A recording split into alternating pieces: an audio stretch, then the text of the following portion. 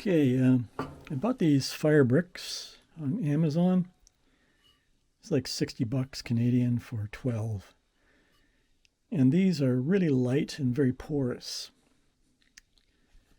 I think you can get heavier versions of this stuff, but I think these are pretty standard. And I was looking online about ways to cut these. So here's one I cut in half because I'm putting them on the sides here. And now I'm going to cut along here too to fit them all. So I'm not going to have it very high on the sides. Probably you should have it higher all the way up, but you know, I just want to get the thing burning, and at least you know the main fire is going to be right in the center anyway. But I can put more later if I need to. But so I found my simple way was just using a box cutter. So I'll make a measurement here, and we'll go outside and cut one. All right, so I want 3 pieces at 4 1/4 inch. So is that showing on camera there? Yeah. So just take your X-Acto knife and hold it right there. These squares are quite handy. They're pretty cheap, but I'm sure you can figure out another way to make it square. But this is great for cutting. It's a nice cutting edge. So just score it along there.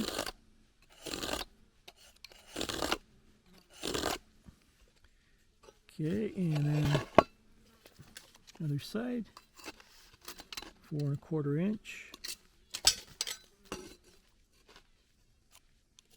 Score it again. And then you want to go on top and score the thin parts on each side.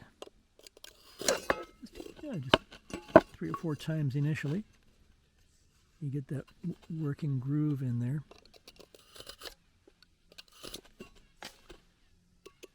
That one's a little off. That should break fine. And then just keep going back and forth. This stuff is really, really porous. There's one guy, he said, soak them in water for 2 minutes and then take them out, shake off the excess water, and he cut it with a miter saw. Some guys cut them with skill saws or grinders, you know. But this is just so dead simple, this. And there's another guy online, if you're searching, you've probably seen it. There's a special saw you can get that cuts this stuff. Nice, clean, fast cut. But I mean, you know, I was looking online, they cost like almost 40 bucks Canadian. So save the money, just buy some blades and away you go.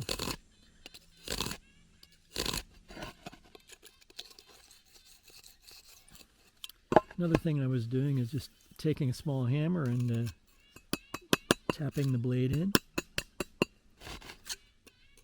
Not all the way along, it just makes some of them deeper, and then when you score it, it goes down quickly. This is almost ready to go. Tap it on this side. Don't tap it too hard. You don't want to have a jagged edge when it does break. And the thing is, you put the factory edge showing. But yeah, these cuts don't look bad anyway, what you'll see in a minute.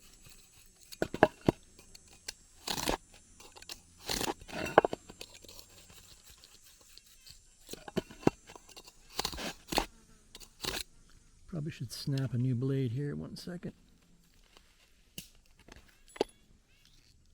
There we go. Yeah, that's a short one. It's gonna have to put a whole new blade in there in a second. But no, I can probably break it with my hands. No, not quite. Okay.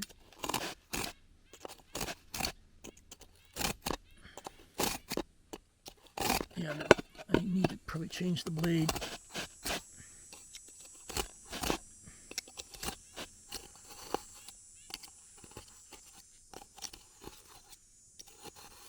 Let's see if I can finish this one.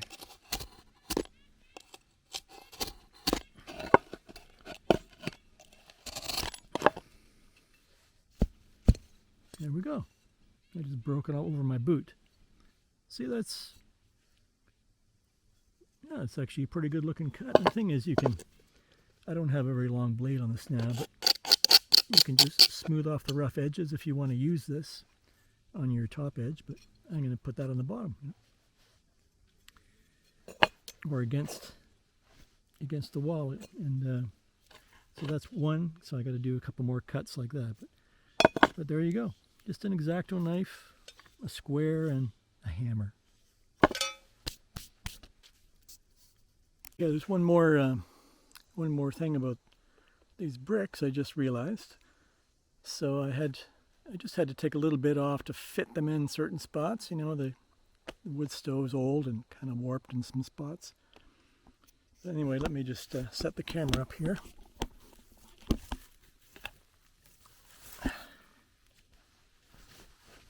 Okay, now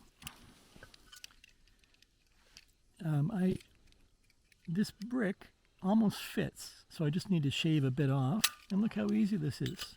You know?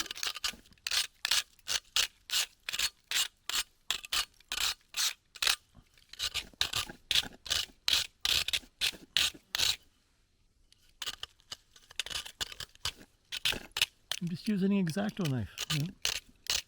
It probably dulls the blades pretty quick, but so far, you know, so good.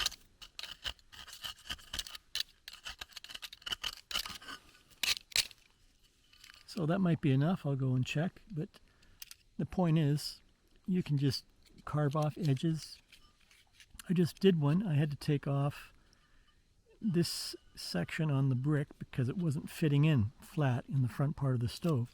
I just trimmed that down in no time with an X-Acto knife. So there you go.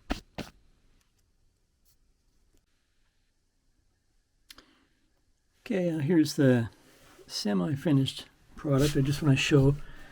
I cut this side over here, and this one is just. Looks like I'm going to put the good side this way. Like.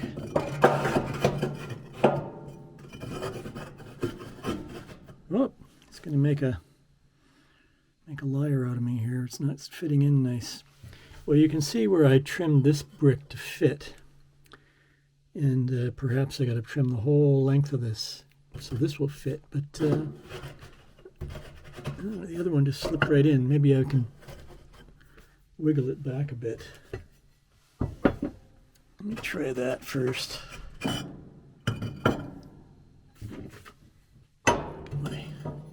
Pry bar if I can. No, I don't want to break them.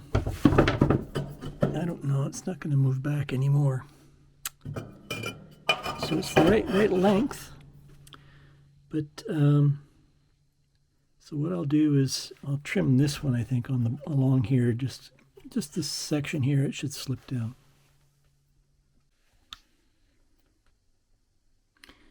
Okay, should have showed that on camera, but.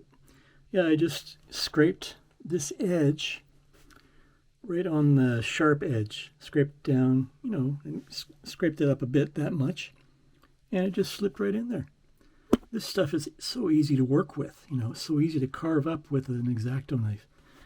You know, I don't think I've seen anybody on, well, I haven't seen anybody on YouTube doing it with an X-Acto knife, but there probably is somebody out there who has done it this way.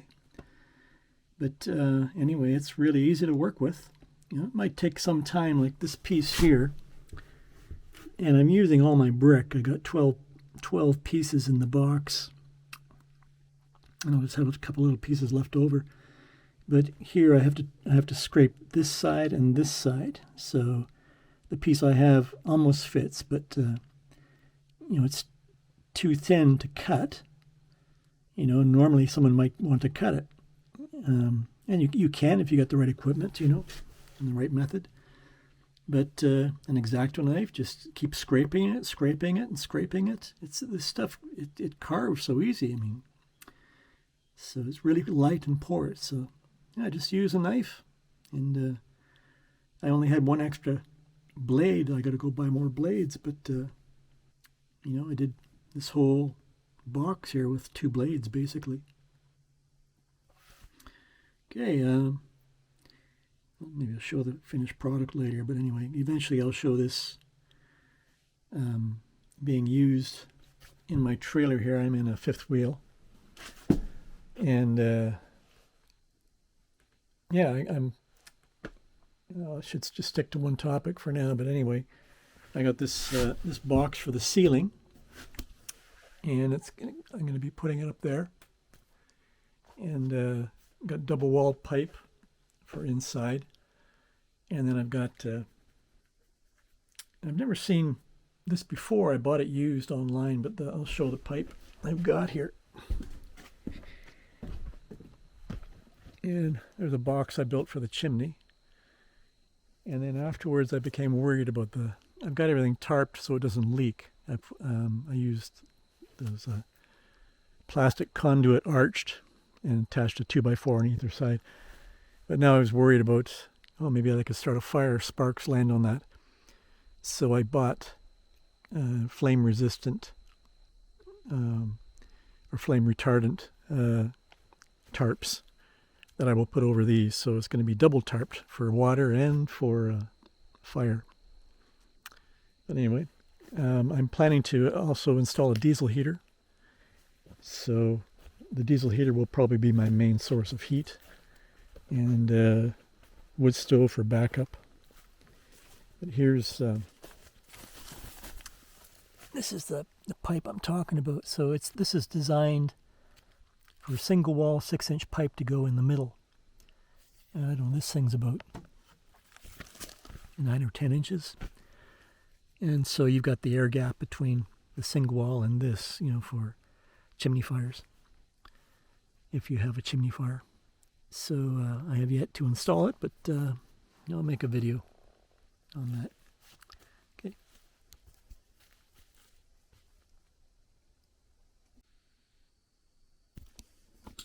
Yeah, there it is. Finished product. Yeah, this is how it was before. That's the level I had on the sides. Maybe you're supposed to be all the way up here, but there's no ridge where the brick would sit in on the top. So, and this is a RV. It's a small space, so I won't be having any big roaring fires in here. So that's I'm sure that's going to suffice. But when you don't do big fires too, you know, you got to be careful about creosote buildup in the chimney. So I'll be checking that pretty regular. And one way to do that is get yourself a mirror and a flashlight, and you can look up the chimney as well as go on the roof and look down. You got to take the cap off to do that. So but there it is. I did that with an X-Acto knife, and you can too. Cheers.